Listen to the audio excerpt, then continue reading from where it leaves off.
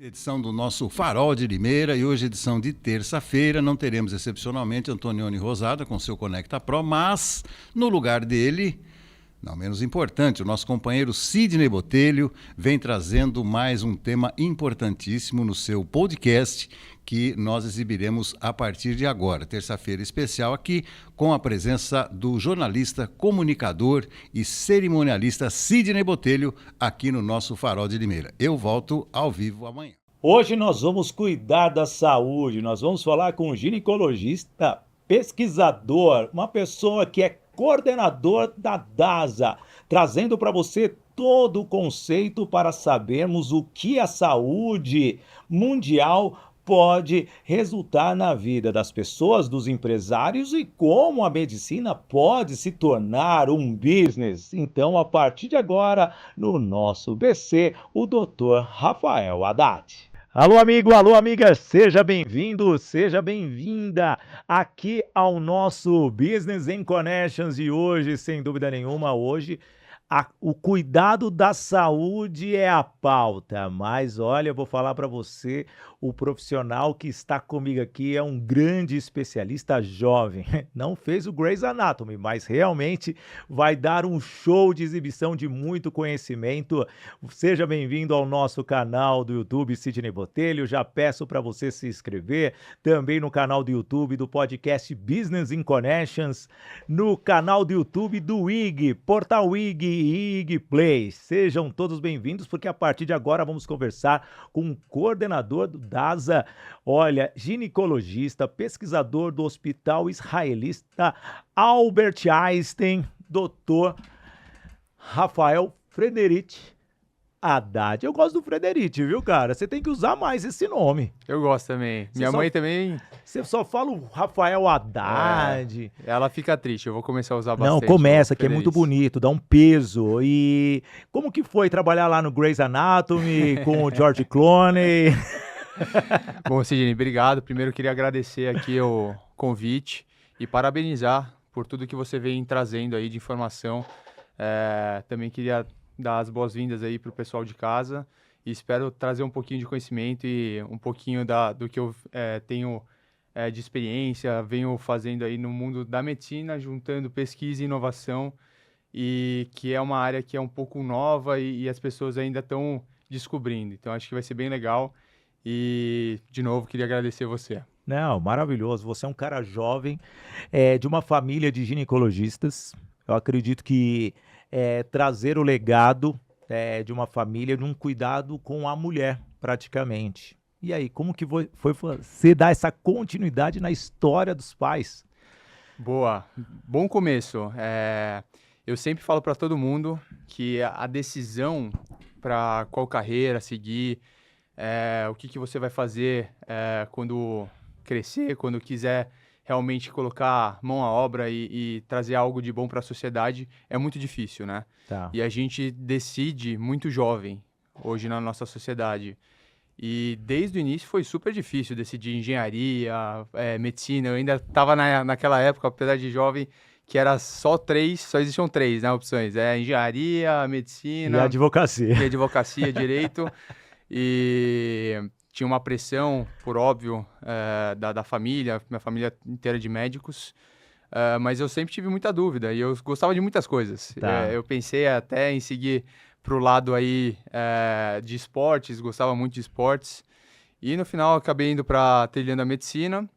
Durante o curso de medicina também muitas dúvidas, acabei aprendendo a programar, gostava muito de matemática, sempre gostei muito de pegar coisas para liderar, então eu sempre tive um escopo de atuação mais amplo do que aquela medicina muito tradicional. E isso foi adicionando várias skills que eu acho que foram muito importantes para onde eu me encontro hoje. Enfim, chegando perto aí, na história da medicina, a gente sempre trilha os 6 anos e depois tem que decidir aí, seguir A especialidade. a área, especialidade. Eu sempre gostei muito da área cirúrgica, a área que juntava um pouco da área clínica. E como eu tinha no berço, né, meu pai ginecologista, minha mãe anestesista, já tinha uma área cirúrgica muito enraizada, eu falei, vamos lá, né? Vamos fazer a gineco, que sempre me chamou a atenção, a questão da saúde da mulher. Minha mãe teve CA de mama, eu ainda estava no colégio, isso foi uma coisa que me chamou muita atenção. E na época também ajudou a decidir, querer entender um pouquinho melhor para trazer esse cuidado. E daí eu fui fazer a ginecologia lá no Einstein, que é um hospital super referência, acho que todos conhecem, e está na parte de educação muito forte também. E como eu já gostava muito da parte de tecnologia, foi algo que eu falei, vou fazer no Einstein, acho que vai me agregar também nessa outra área. Fiz lá e descobri um outro mundo.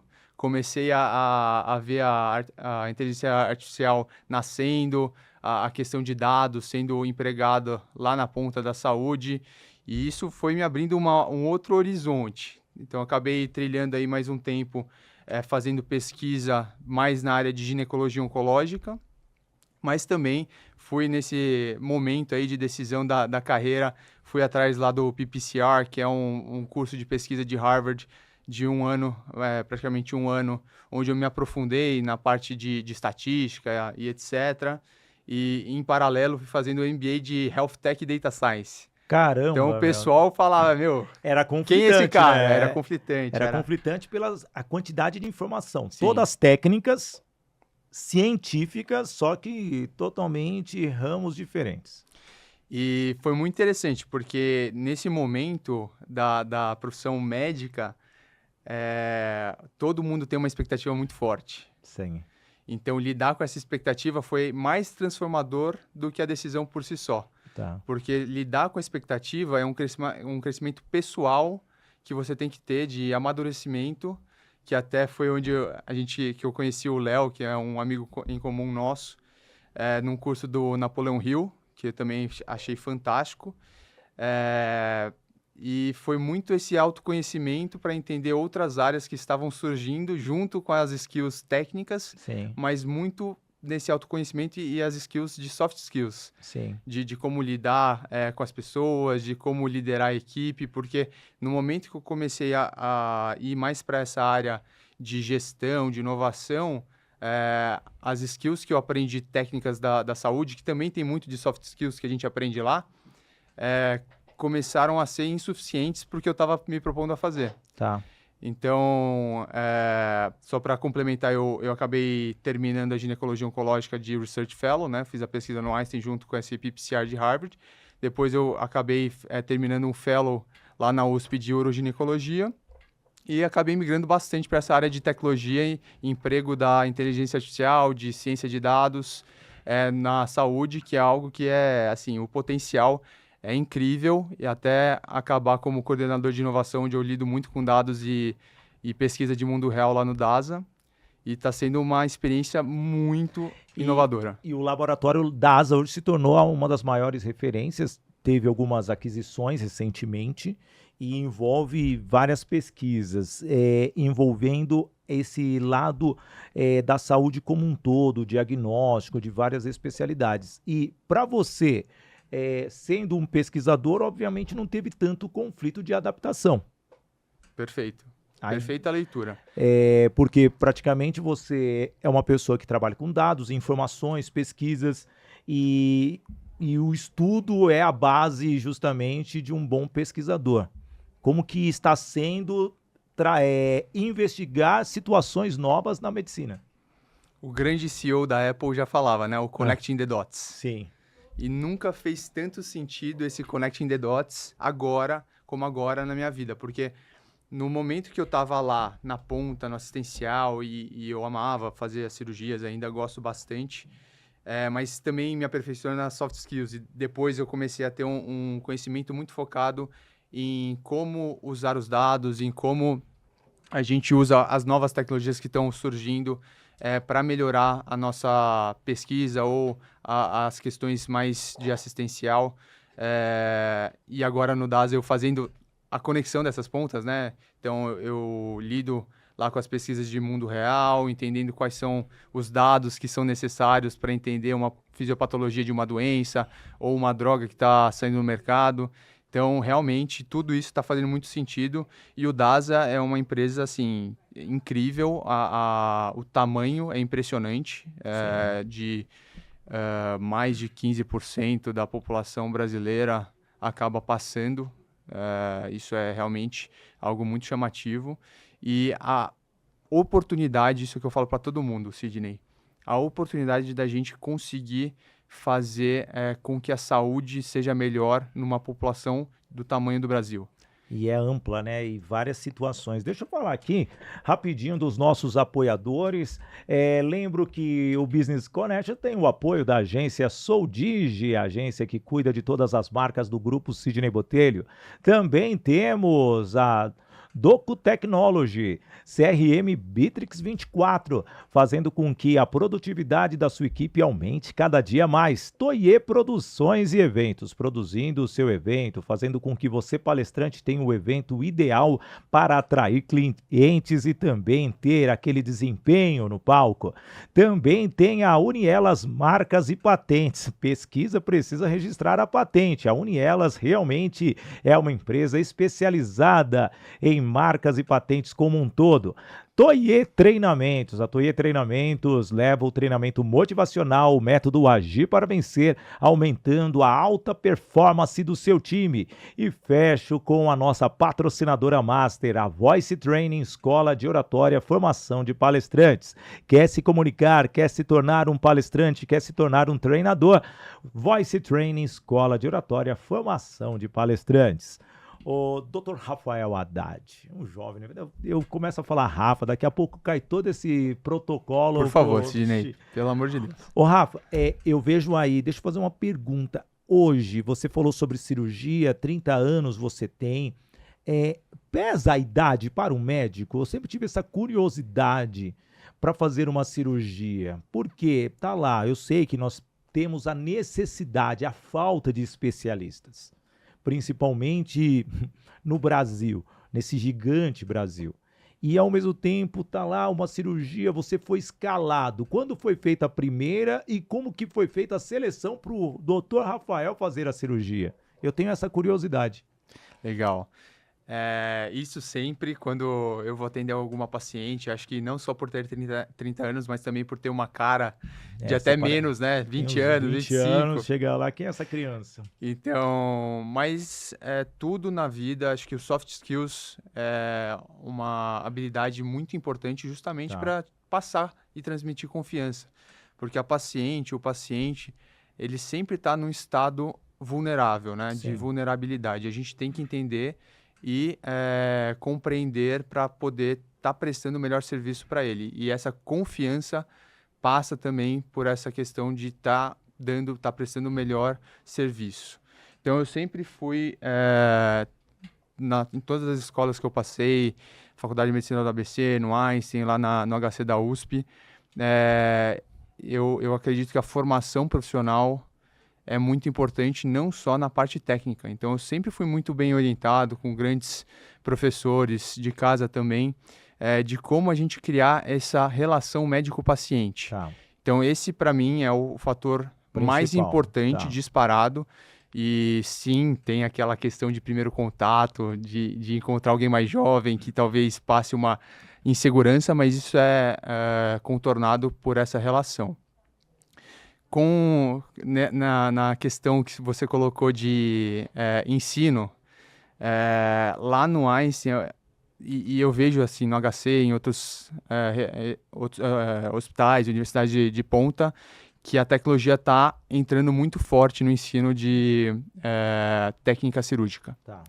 Então, nos Estados Unidos é muito forte isso, então você treina totalmente em bonecos, em robôs, até ganhar uma curva de aprendizado que te capacite para poder estar operando uma paciente.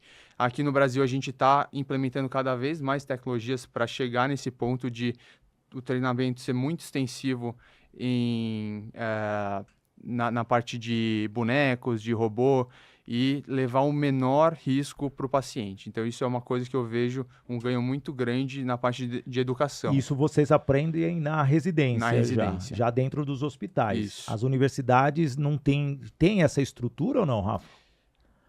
aqui no A gente está Brasil? numa transição. Tá. Então eu vejo Que é muita tecnologia, né? tem Muito muita material. tecnologia. A gente está num momento um pouco conturbado das Tá. faculdades de medicina aqui no Brasil, porque abriram muitas faculdades, muitas no setor privado.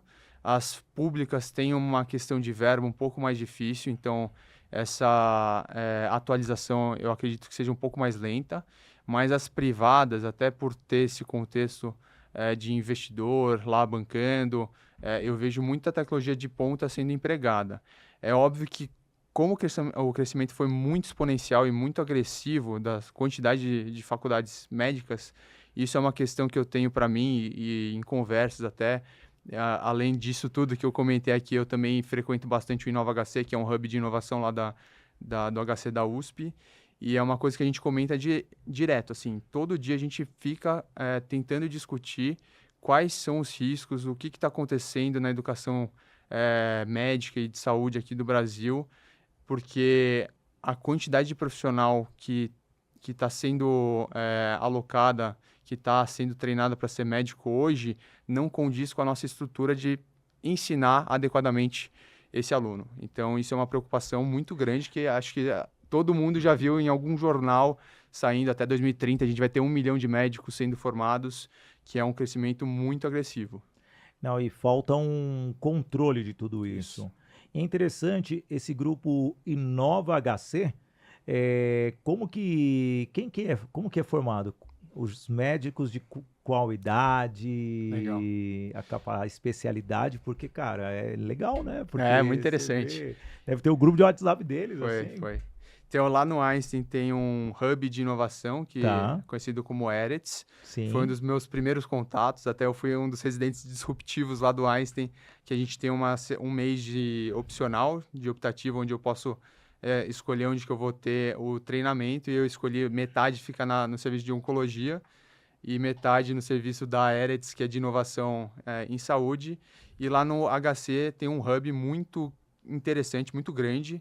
Teve até recentemente, esse final de semana, um hackathon. Para quem não sabe, hackathon são competições entre startups, entre ideias que possam melhorar, aplicar tecnologia para melhorar a saúde, que é promovido por Harvard, e aqui no Brasil é global, e aqui no Brasil é realizado lá no Inova HC, que é um hub, é um espaço que tem dentro do complexo hospitalar da USP, do HC, Hospital das Clínicas, onde ficam todos os tipos de profissionais de saúde, então não só médico, enfermeiro, biomédico, e o intuito lá é pensar em aplicações, então tem ali um hub para startups em saúde e pessoas promovendo muitos eventos para como aplicar a tecnologia, como que a gente pode melhorar a saúde como um todo. Isso é bem, bem legal. O ecossistema, né, o fator ecossistema lá é bem interessante. Não, legal porque é o seu setor, pesquisa, inovação e ao mesmo tempo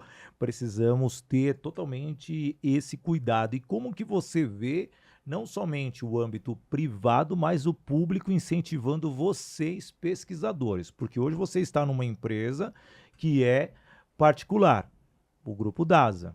Porém, como que você vê não somente o particular, mas o lado público da saúde nessas pesquisas evolutivas para o nosso país? Eu sei que nós temos o Instituto Butantan, temos várias, temos a própria Fiocruz, nós temos aqui um processo de pesquisa perfeito no Brasil, mas poderia ser mais amplo. Mas como você vê nos dias atuais, tanto o privado e o público? Ótima questão, Sidney. Eu sou um eterno defensor de fomentos à pesquisa. Os fomentos geralmente tem os fomentos mais privados, mas o fomento público aqui no Brasil, principalmente aqui no estado de São Paulo, a gente é muito privilegiado, né? Tá. Tem a FAPESP, que está sempre ajudando, tem o FINEP, que está crescendo bastante no âmbito mais nacional, e é algo que eu converso com bastante gente e a gente precisa crescer esse ecossistema e dar mais, porque a gente tem a qualidade do profissional aqui no Brasil, não só médico, eu vejo de quase todas as profissões. A gente é muito bom e a gente tem uma exportação de profissional altamente qualificado muito grande, Tá. o que é uma pena. Então, a gente precisa se tornar, como país, como até Estado ou instituições, mais atrativo para esses profissionais altamente qualificados. E uma dessas estratégias é o fomento, e o fomento à pesquisa translacional. O que seria uma pesquisa translacional? Acho que quem já passou aí por universidades, fez pesquisa, tem aquele termo de engavetar a pesquisa. E hoje a gente tem muita pesquisa boa que acaba sendo engavetada e não faz aquela translação para o mercado onde a gente pode realmente estar ajudando o próximo, ajudando as pessoas com aquilo que a gente descobriu. E isso é uma coisa que eu vejo crescendo muito nos últimos anos, e a gente tem muita oportunidade de crescer.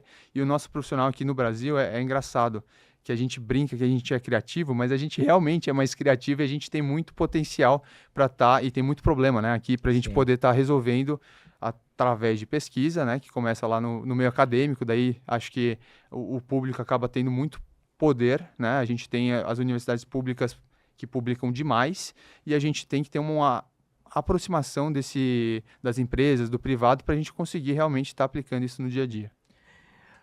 E os professores estão habilitados para conseguir manter esse lado motivacional para vocês jovens que estão com a tecnologia no sangue? Porque não adianta, tem que se adaptar. E a tecnologia, o avanço, até então, menos de 40 anos, estávamos comemorando um transplante de coração.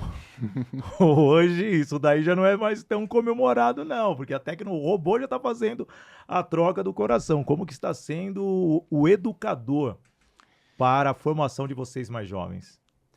Você matou a charada, Sidney. A palavra adaptação, eu acredito que tem que ser a palavra que a gente começa a utilizar cada vez mais.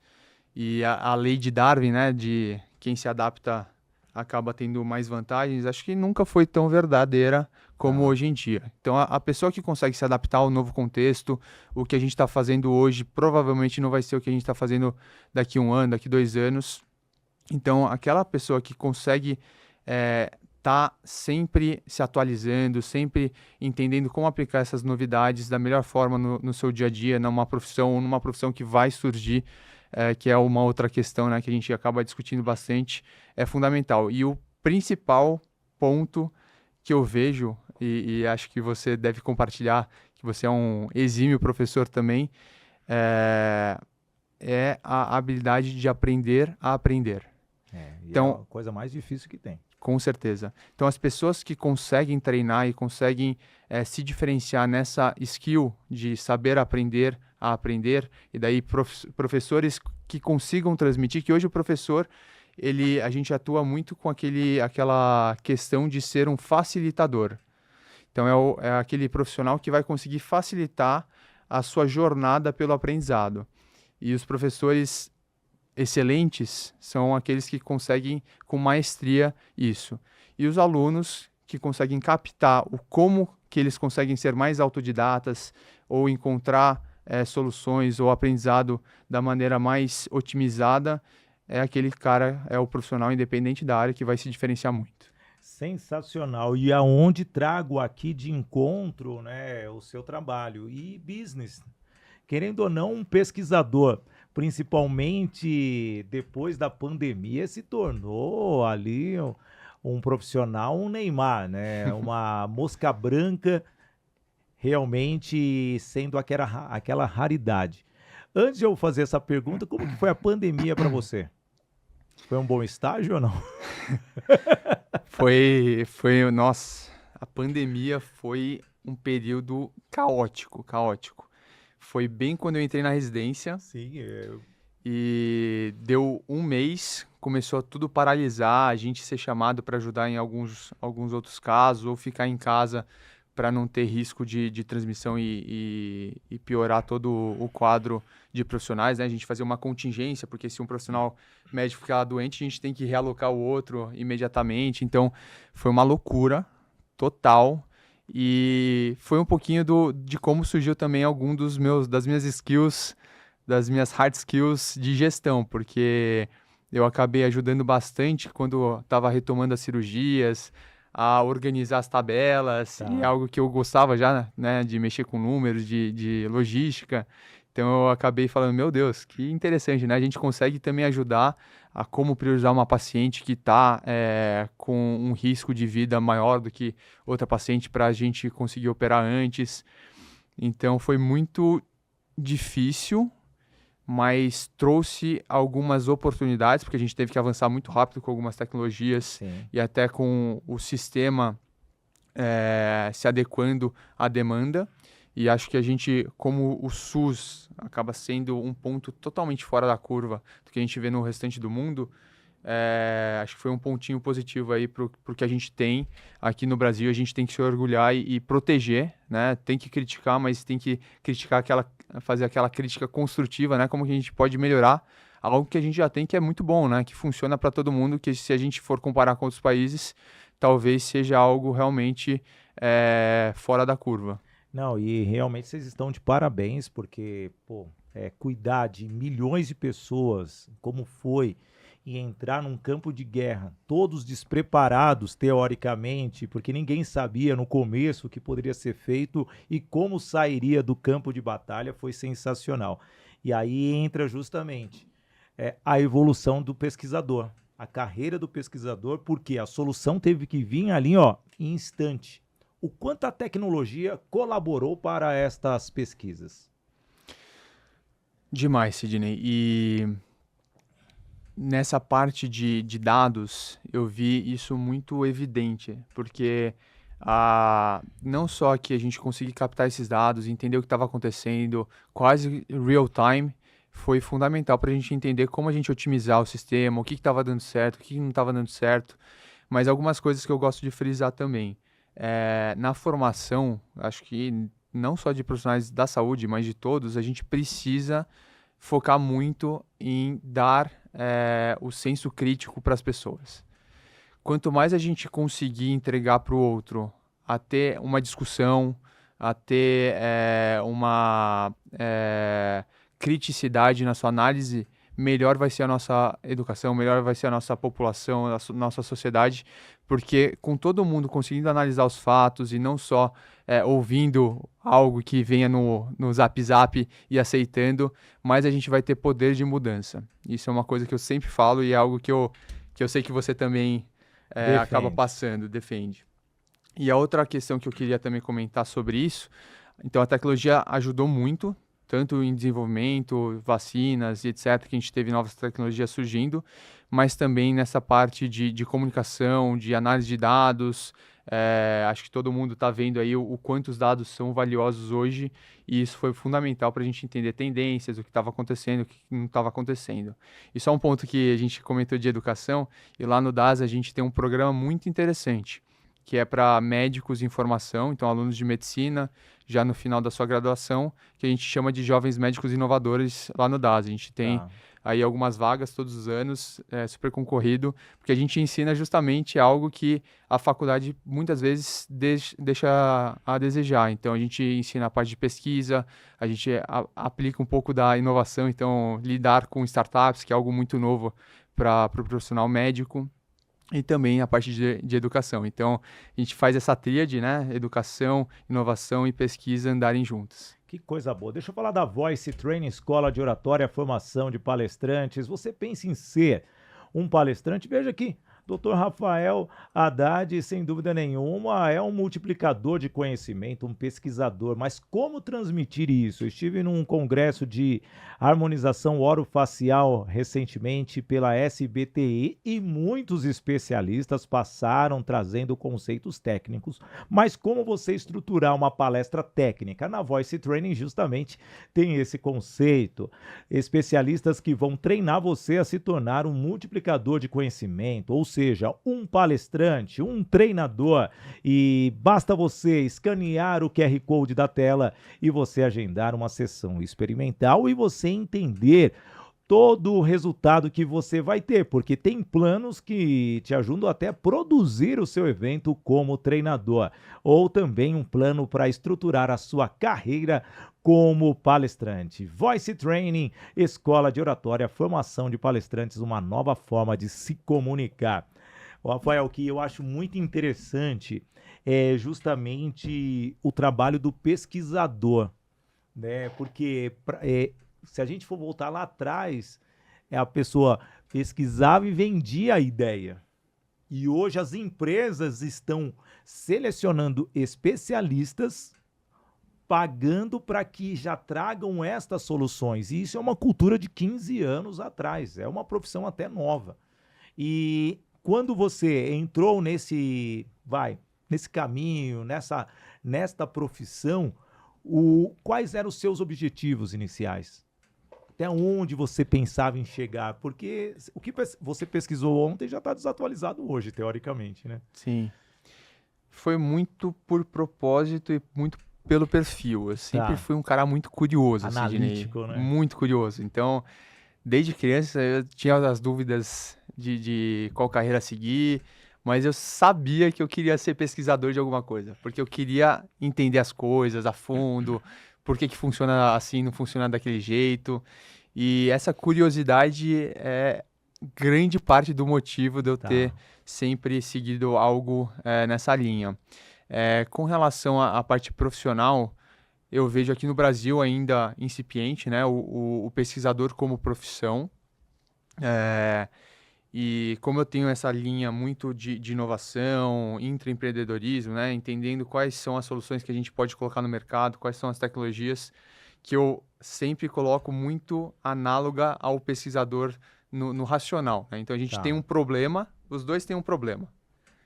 Um vácuo de conhecimento que eu quero entender a fundo. Aqui eu tenho um problema da sociedade que eu quero resolver. Os dois vão gerar hipóteses e os dois vão ter que provar essas hipóteses para poder dar o próximo passo. Então eu acho muito interessante esse racional de como que a gente vai entendendo os problemas que vão ser sempre diferentes, né? A gente consegue uma solução aqui, mas vão surgir outros problemas e esse é o bonito da coisa. E como que a gente consegue sempre colocar isso de uma maneira que a gente vai sempre retroalimentando. Então, a pesquisa vem dessa lacuna, tentando entender, propondo soluções e a gente tentando fazer essa transação que eu comentei anteriormente. Não, sensacional. Eu faço essa pergunta porque realmente é uma profissão nova, é algo que tem que desvendar aqui no Brasil, é uma descoberta. E hoje, a inteligência artificial, e aí? Grande pergunta. Como trabalhar IA na medicina, cara? Porque, ela pode ajudar... Você viu, o quê? Você viu que o Bill Gates colocou recentemente? Não, essa não. Que daqui 10 anos não existirá mais médicos. Sério? Colocou recentemente. E aí, qual que é a sua opinião, então, sobre Vamos lá, isso? essa é quente, Rebate o Bill Gates, vai. Bom, vamos lá. Eu li até um post super interessante que rebatia justamente a afirmação dele. E a gente teve um outro super expert colocando que a IA ia substituir o radiologista, que é o profissional médico que fica analisando as imagens de tomografia, ressonância, ultrassom, enfim. E isso em 2015, falando que em 10 anos seria totalmente extinto. A gente está em 2025 e continuam até com uma demanda aumentando. Então, o que eu vejo da inteligência artificial? A gente precisa de alguns pontos que geralmente não são falados. Para ser algo factível, a gente precisa que tenha confiança da sociedade plena no resultado. A gente tem uma questão ética muito forte, então tem os vieses dos modelos de IA, tanto generativos como também os não generativos, né? Os preditivos, os que a gente consegue também classificar em ou em A ou em B, que a gente precisa colocar na conta. A gente tem a questão jurídica de responsabilização. Vai ser o programador que fez lá o modelo, o responsável se algo der errado. Então, essa é uma questão muito delicada, muito difícil de ser contornada. A gente tem a questão tecnológica. Então, a computação quântica, hoje, eu fui recentemente para um evento em Las Vegas que chama HIMSS, que é o maior evento aí de tecnologia em saúde, e pouco está se falando ainda está um pouco embrionário. A Microsoft, a Google lançaram aí o chip quântico, que ainda está começando, mas quando que vai chegar, quando que isso vai conseguir disruptar de vez aí o processamento? Tem alguns outros, né? Uma parte mais técnica, a GPU, que veio e possibilitou todo esse avanço aí de IA. Agora tem as TPUs, que o Google até apresentou recentemente uma nova. Então, tem todos esses parâmetros que a gente tem que entender para poder ter uma avaliação mais precisa. Só que a gente tem também a questão cultural, Tá. né? Aqui, como que vai ser aquela relação latina que a gente tem. Então, eu vejo um cenário complexo para a gente ter uma previsão aí que o Bill Gates está se arriscando em 10 anos. Não acredito, acho que vai ser uma parceria. Então, vai ser cada vez mais uma simbiose aí do médico com as tecnologias para proporcionar. Vai ajudar no diagnóstico. Com certeza, sem dúvida. Isso já está ajudando. A pessoa, se ela souber utilizar, ela vai conseguir. O medo que eu tenho como não especialista da área é justamente a pessoa digitar os sintomas de um paciente e vir uma anomalia totalmente fora e termos análise e diagnósticos errados. O que eu acho que vai facilitar é o cruzamento de dados das informações, que eu acho que poderia já ter uma unificação de sistemas, tanto no SUS quanto nos hospitais particulares. Esse cruzamento, principalmente num caso de acidente, ter toda a ficha médica da pessoa, que aí sim a IA, compilando esses dados, traga ali uma resposta para o médico para que ele tome a decisão. Com certeza. Tem uma passagem, isso é até interessante, que foi do livro do Kai-Fu Lee, que é um expert de IA, e foi um dos responsáveis de eu ter migrado assim, com bastante força para essa área. Em 2019, 2020, que eu li o livro dele, Inteligência Artificial, e ele tem uma passagem muito interessante, que ele trabalhou na Apple, Google, foi para a China, também trabalhou na Google China, e ele teve um linfoma, se eu não me engano. E ele foi num profissional médico, onde tem uma classificação que a gente até aprende na faculdade, Ann Arbor, que classifica a gravidade e prevê aí a mortalidade em 5 anos. E lá eles compilaram os parâmetros dessa classificação e ele tinha 90 e tarará por cento de chance de ir a óbito em 5 anos. Tá. Ele acabou a vida, né? Putz, ficou super chateado, foi para um outro profissional que estava trabalhando uma linha de machine learning, que é um tipo de inteligência artificial, onde eles colocavam N parâmetros, idade, outros tipos de biomarcadores. E nessa nova classificação, onde o machine learning, onde a computação dava o resultado final, ele tinha 1% de chance de ir a óbito. Então, isso, assim, fez total diferença, mas tinha um profissional lá, um acolhimento. Então, eu acho que tem muita coisa ainda que está nublada, né? Tá difícil de entender, mas eu não sou tão agressivo quanto o Bill Gates nessa previsão. Acho que tem muita coisa que vai mudar. Acho que a adaptação que a gente comentou anteriormente vai ser fundamental. O profissional médico que souber treinar mais soft skills, que vai ser muito importante, cada vez mais importante, saber fazer a interface com a tecnologia para obter o máximo dela e conseguir também, talvez aí a pesquisa ajude bastante a entender novos caminhos para a gente melhorar a saúde, né? Sim. Acho que esse cara vai ser diferenciado. Não, é o que esperamos, né? A tecnologia em si e a IA vem para ajudar. É interessante porque os resultados dos equipamentos, como que está a indústria? A indústria está também, né, nesse aquecimento. Eu já trabalhei numa empresa, vou trazer aqui, eu acho que eu nunca falei para o amigo de casa. Lá em 1995, eu trabalhei por 1 ano e meio numa empresa de manutenção de equipamentos hospitalares, medição de oxigênio, pH, e o Sidney fazia manutenção, trocava placa. E ao mesmo tempo eram só processadores. Só que hoje já tem todo um diagnóstico, uma leitura que teve uma evolução de 40 anos, 30 anos atrás. E como está sendo esses equipamentos, os novos com a IA? A evolução é impressionante.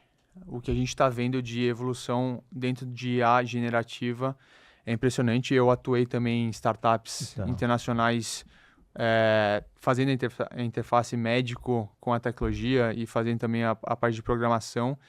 E nesse evento que eu fui, foi bem evidente que os próximos 2 anos, pelo menos, a gente vai ter muita conversa em agentes de IA e fluxos de otimização de processos. Então, está muito focado em como a gente otimiza os processos que existem hoje. E além disso, as empresas estão fazendo muita modelagem para dentro dos softwares, para dentro dos hardwares até, para ter esse casamento dessas inovações com o aperfeiçoamento do que eles já oferecem para o mercado. Então, máquinas de ultrassom, tomografia, até outras máquinas. E a gente tem várias áreas, né, Sidney? É engraçado porque a saúde é tão ampla, né? Sim. Que se a gente foca só em cirurgia, a gente vai conversar aqui 1 hora e vai ser uma delícia só sobre a robótica. 2021, se eu não me engano, 22, já tinha robô em Israel operando sozinho o porco ou a ovelha. Se eu também tenho que confirmar essa informação, mas estava operando uma colecistectomia, que é uma cirurgia muito realizada, amplamente realizada no mundo. Estava lá um robô sendo treinado para realizar essa cirurgia. E hoje a gente tem a ajuda já, a robótica que está amplamente difundida, sendo ajudada muito por modelos de IA para ajudar a identificar ou alguma lesão, algum vaso específico, e ajuda muito o profissional médico a ter uma cirurgia mais limpa, com melhores resultados. De novo, a tecnologia ajudando no desfecho e o profissional. A gente comemorou quando o primeiro médico fez uma cirurgia online, né? Verdade. Que confiança você tem numa pessoa que faz online a cirurgia. Corta aqui bisturi 1, bisturi 2, cara. Se a gente for trazer aqui, a gente ia ficar horas e horas trazendo inovações. E eu vejo que isso é muito interessante, a evolução que vocês jovens tiveram. Porque a minha mãe foi enfermeira por 30 e poucos anos e se aposentou na década de 90. E eu lembro que eu ia nos hospitais e não era tão tão aparelhado como no dia de hoje. Então vocês chegam hoje lá, o médico tem uma facilidade rica e a minha preocupação está sendo no manuseio desses equipamentos, Rafa. Concordo plenamente. E passa um pouco da educação, né? Sim. Educação continuada, a gente está sempre... Na universidade, a universidade não está preparada para o avanço dos equipamentos. E quando a pessoa vai para a prática, fica um gargalo. Fica um hiato ali. Sim. E às vezes pela alta demanda e também pelos poucos profissionais, pelos turnos, não dá para treinar aquela pessoa naquele equipamento em si. E aí, como que é o trabalho hospital, saúde e indústria nesse ponto? Interessante, né? Acho que é uma lacuna. Tem muitas tentativas, cursos, pós-graduações. As instituições aqui de saúde têm muitas pós-graduações, tem fellowship, tem o DASA, a Einstein, o HC, onde eu acabo conhecendo mais, tem esses cursos para justamente tentar fechar um pouco dessa lacuna, mas como eu acho que assim, a tecnologia vai surge essa lacuna, né? É como o jurídico, né? O jurídico sempre corre atrás da inovação para tentar ver qual vai ser a nova legislação. Acho que a educação também está correndo um pouquinho atrás e a gente tem que fazer com que essa corrida seja um pouco mais rápida, né? A gente encontre a educação para suprir esse ato. Eu vejo que o profissional hoje está buscando, né? Eu vejo na pele porque muitos vêm até mim perguntar como que consegue fazer um curso, pelo menos, de programação inicial para entender um pouquinho mais sobre o assunto, ou entender mais como que ele consegue adentrar mais no mundo de pesquisa, ou de tecnologia, impressão 3D, tem muitas coisas. Eu fiz um MBA na FIAP, que também é uma instituição que está aí se propondo a cobrir a cobrir um FIAP é pouco... maravilhosa na parte de tecnologia. Então, o Dr. Wagner Sanches é o exato. diretor, meu amigo. Então, eu sou suspeito também e acho que está fazendo um trabalho muito legal. E eu acho que a tendência é isso ficar mais intenso e cada vez mais. A gente tem a China trazendo um hospital totalmente gerido por IA. Tá. Tem até vídeos aí no YouTube para quem tiver curiosidade. E eu acho que esse é o futuro. É presente, né, na verdade. Nossa, que coisa boa. Deixa eu falar rapidamente dos apoiadores, falar aqui que o programa ele tem o apoio da agência Soldigi, da Bárbara Fiuza, CEO, especialista que cuida de todas as marcas do grupo Sidney Botelho. Também a Doco Technology, Bittrex 24 CRM, que aumenta a sua produtividade, fazendo com que todo aquele funil e o controle de sua equipe para saber se eles estão realmente Atendendo o cliente, a Bitrix 24 controla tudo junto com a Doco Technology do Douglas Barreto. Também tem a Toye Produções e Eventos, produzindo os maiores eventos de São Paulo, participando de congressos, feiras, levando toda a estrutura para você. Então, você que tem uma empresa, vai produzir o seu evento, conte com a Toye Produções e Eventos. Une elas marcas e patentes, registrando sua marca, registrando a sua ideia, a sua patente. Você inovou? Precisa registrar Une elas marcas e patentes. Toye Treinamentos, treinando a sua equipe para aumentar a performance através do método Agir para Vencer. Atitude, gestão, inteligência emocional, relacionamento para você alcançar os resultados. E a nossa patrocinadora master, a Voice Training, escola de oratória, formação de palestrantes, trazendo para você um conceito novo para você se comunicar, criar uma estrutura, um raciocínio lógico para você levar a mensagem para o seu público-alvo. Voice Training, escola de oratória, formação de palestrantes. Rafa, estamos caminhando para o final. Você viu que o tema aqui é rápido. Quem te inspira, meu amigo, a você buscar tanto conhecimento e também se aprimorar para cuidar da gente? Muitas pessoas me inspiram, Sidney. Em casa, com certeza, meus pais, minha irmã, minha família me dão um suporte e me inspiram bastante. Meus professores. E um conselho que eu sempre dou para as pessoas: apaixonem-se por aprender. Aprendam a aprender e sejam curiosos. Isso é o que vai te diferenciar, independente da área que você tiver, independente do que você se propor a fazer. E eu acredito que tá com tanta gente boa ao redor, minha mulher, a família dela, os profissionais que andam lado a lado, você, o Léo, acho que isso vai fomentando um ecossistema muito propício para a gente estar sempre crescendo. E esse é outro conselho, né, que a gente sempre acaba ouvindo, né, de andar com as pessoas que te inspiram e andar com pessoas que vão te fazer crescer. E esse é um conselho que eu tento seguir à risca. Ah, que coisa linda. A sua esposa é Médica também. Dermato? Ela terminou clínica médica, tá preceptora agora de clínica, tá pensando em fazer hematologia. Nossa, é uma família que cuida de outros. Só para fechar aqui, Rafa, hoje você trabalha em 2 empresas particulares, teoricamente, o Hospital Albert Einstein ajudando na pesquisa e eu como coordenador da DASA. Hoje eu tô no DASA. No DASA, mas tem a pesquisa acaba sendo algo que eu faço mais à parte, então pesquisa eu faço até no próprio DASA, no HC, Sim. É um pouco mais aberto. E só para fechar, como que você vê o apoio público para essas empresas? Legal. Porque é interessante, porque, querendo ou não, está fomentando o conhecimento. Eu sei que está comercializando, a indústria ajuda muito nesse ponto, nas pesquisas, mas como que o governo como um todo apoia as empresas, os hospitais, os laboratórios? O que eu vejo, eu não sei de tudo que acontece nesse meio, até acredito que tem muitas pessoas que estejam nessa interseção que podem até ser pessoas que a gente ouça quando a gente está precisando de algum fomento, de pesquisa e etc. Mas o que eu vivi já na minha carreira de pesquisador, até entendendo melhor como funciona esse sistema. As bolsas de fomento existem, a FAPESP é realmente uma instituição que acaba ajudando bastante. Tem o CNPq, a FINEP, tem algumas outras bolsas que surgem em editais vira e mexe, como o Embrapi.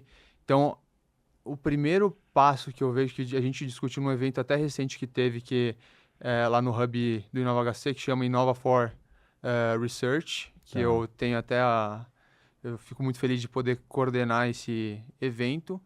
E a discussão era como a gente aproxima isso que já existe hoje, que é muitas vezes desconhecido pelo profissional da ponta, para tornar menos burocrático, que esse processo é muito longo e afasta muitas pessoas, e como que a gente consegue fazer com que isso seja cada vez mais explorado. Então, acho que a questão, existem esses fomentos e pode ser por empresas privadas, né, Sim. solicitando esse fomento. Como que a gente vai encurtar esse caminho para a gente exponenciar tudo que a gente tem de potencial. Dr. Rafael Frederic Haddad, muito obrigado pela presença aqui no nosso Business in Connections. Para mim, enriqueceu muito, trazendo a saúde. E querendo ou não, a saúde é um negócio a ser, assim, desvendado por todos, numa conexão maravilhosa. E com certeza, você inovando pode trazer aqui para nós do BC e também para o Portal WIG. Combinado? Obrigado, Sidney. Queria agradecer mais uma vez você, toda a equipe, parabenizar pelo trabalho que você vem fazendo. E eu convido todo mundo a conhecer um pouquinho mais esse lado da medicina que está sendo desvendado, que eu acho que todo mundo que gosta de cuidar da saúde, entender quais são as opções que existem hoje, vai ter a curiosidade de aprender um pouquinho mais. É isso daí, então.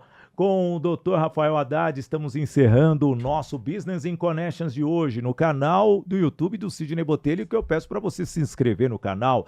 Também no canal do YouTube Podcast Business in Connections, no Portal WIG, no WIG Play e também no canal do YouTube do WIG. Muito obrigado pelo seu carinho, foi uma honra ter você aprendendo sobre a saúde, sobre a inovação, sobre os laboratórios, sobre os hospitais, essa convivência que nós temos que ficar, de olho e agradecer muito por vir soluções que vão ajudar a cuidar da nossa saúde. Então, um grande abraço para você e, como eu gosto sempre de dizer, viva o momento com coragem e coração. Valeu, gente. Até o próximo. Valeu. Tchau, tchau.